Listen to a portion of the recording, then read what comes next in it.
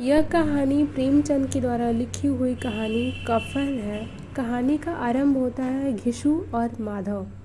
घिसू और माधव दोनों बाप बेटे होते हैं। घिसू और माधव खेतों में मजदूरी करने वाले लोग हैं, लेकिन वह अपने आलस के कारण काम करने से जी चुराते हैं। घिसू ने अपने जीवन में बहुत कम काम किया है और माधव ने तो उससे भी कम काम किया है। उनकी आलसी और निकम्मी जिंदगी का मुख्य कारण उनकी गरीबी नहीं है, बल्कि उनकी काम चोरी वाला रवैया है। कहानी की शुरुआत में घिसू और माधव एक झोपड़ी में बैठे होते हैं, जहां माधव की गर्भवती पत्नी बुधिया प्रसव पीड़ा में पड़ी होती है।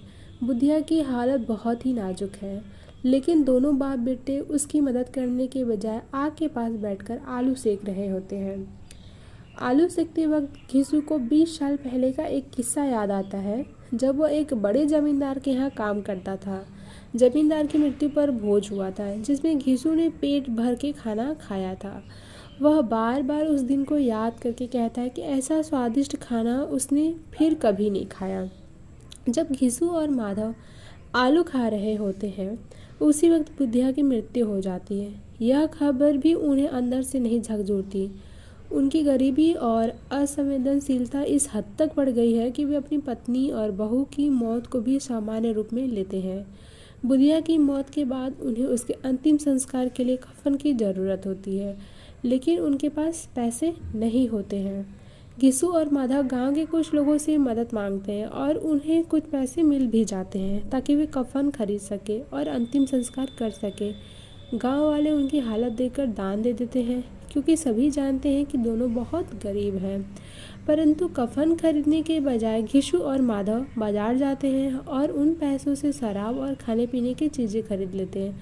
वे तर्क करते हैं कि मरने वाले को कफन की क्या ज़रूरत है, उसकी आत्मा तो अब स्वर्ग में होगी।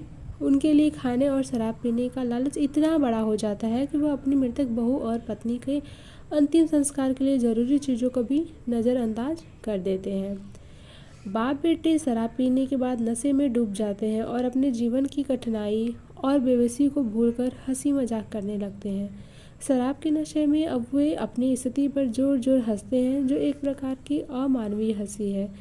कहानी का अंत दोनों के असंवेदनशील व्यवहार और समाज के उन पर थोपे गए नैतिक सवालों से होता है। वे अपनी बहू के लिए कफन नहीं खरीदते, लेकिन उसके नाम पर मिले पैसे से अपनी इच्छाएं पूरी करते हैं। उनकी हंसी मानवीय संवेदनाओं की मौत का प्रतीक है। कहानी यह दिखाती है कि किस तरह गरीबी इंसान को असंवेदनशील और अमानवीय बना सकती है। घिसू और माधव की गरीबी उन्हें इतना स्वार्थी बना देती है कि वे अपने बहू के अंतिम संस्कार के लिए पैसे जुटाने के बजाय अपनी भूख और नशे को तृप्त करने को प्राथमिकता देते हैं।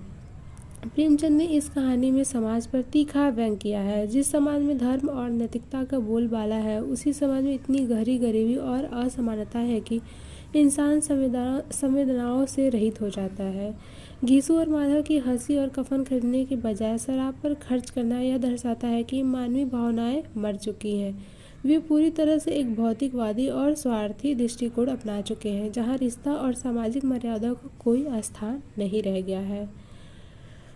कफन प्रेमचंद की समाज के सबसे निचले तबके की एक अमानवीय सच्चाई है, जहां गरीबी और भूख इंसान को पशुवत बना देती है। कहानी हमें यह सोचने पर मजबूर करती है कि समाज में गरीबी और शोषण किस हद तक व्यक्ति की नैतिकता और संवेदनाओं को नष्ट कर देता है।